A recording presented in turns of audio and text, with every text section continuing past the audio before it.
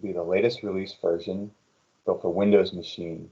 And it's a direct link for a very large zip file, about 0.5 GB, and repackaged for a specific version of R. If you have a need for other versions of R or for versions for Mac or Linux, click on this link here or contact us at info@visioneval.org. This assumes that you already have R and RStudio installed, and see the download page here for more details about how to get the correct versions of these free pieces of software. Once you click on the download page, you'll get a large zip file and use your system unzipper to unzip it to a location of interest. In this case, I put it on my desktop. You can put it anywhere that makes sense for you. And this location now has all of the necessary files to run VisionEval.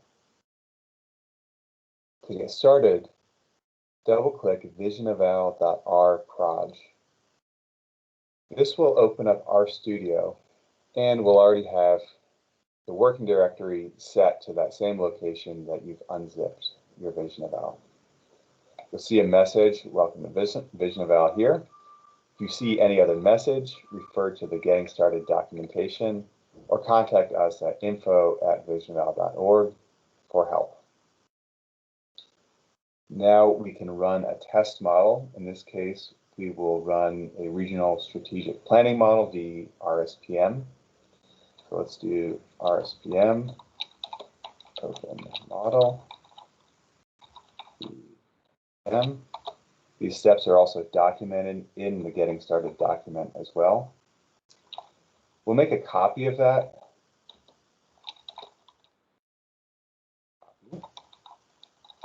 My RSPM. And the reason we're doing that is to have a version that won't interact at all with the downloaded default VRSPM.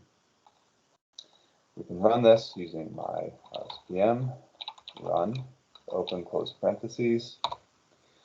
And this will now run the default model, which has inputs which have been built for the Rogue Valley NPO using a base year of 2010 and a future year of 2038.